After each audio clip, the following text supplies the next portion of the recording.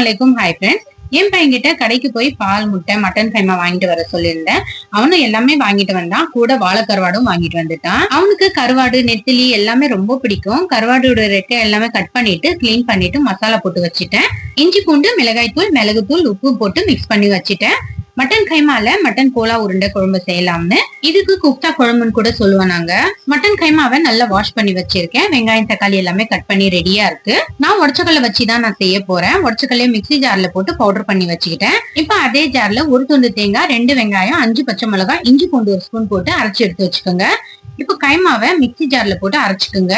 இப்ப அரைச்ச கைமாவை ஒரு பவுல்ல போட்டுட்டு உடச்சக்கல்ல பவுடர் பண்ணதையும் சேர்த்துட்டு தேவையான அளவு உப்பு, 1/2 ஸ்பூன் கரம் மசாலா போட்டு மிக்ஸ் பண்ணிட்டீங்கன்னா இந்த மாதிரி வந்துரும். இந்த மாதிரி இருந்தாதான் உருண்டை பிடிக்கிறதுக்கு நல்லா இருக்கும். இந்த மாதிரி ரவுண்ட் ஷேப்ல உருண்டை பிடிச்சு வச்சுக்கோங்க.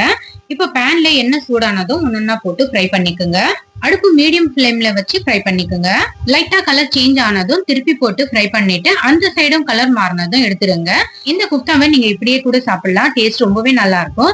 எங்க வீட்டுல குழம்புல போட்டு அவ்வளவு சாப்பிட மாட்டாங்க. இந்த மாதிரி ஃப்ரை பண்ணி கொடுத்தாதான் சாப்பிடுவாங்க. அதனால பாதி குழம்புல போட்டுருவேன், பாதியே அப்படியே கொடுத்தா டொமேட்டோ சாஸ் வச்சு சாப்பிடுவாங்க.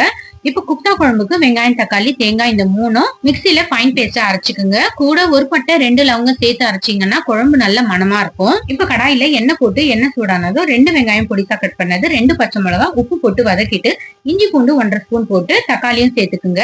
மஞ்சள் தூள், மிளகாய், தனியா தூள் 1 ஸ்பூன் போட்டு மிக்ஸ் பண்ணிட்டு அரைச்ச மசாலாவும் போட்டுக்கலாம். இதுக்கு தேவையான அளவு தண்ணியும் சேர்த்துக்குங்க. மசாலா நல்லா கொதிச்ச பிறகு செஞ்சு வச்ச குப்தாவும் சேர்த்துக்கலாம். குப்தா சேர்த்துட்டு நல்லா மிக்ஸ் பண்ணிட்டு 5 நிமிஷம் சிம்ல வச்சுட்டு கொத்தமல்லி தூவிட்டீங்கன்னா குப்தா குழம்பு ரெடி. வாழை கருவாடும் ஃப்ரை பண்ணியாச்சு.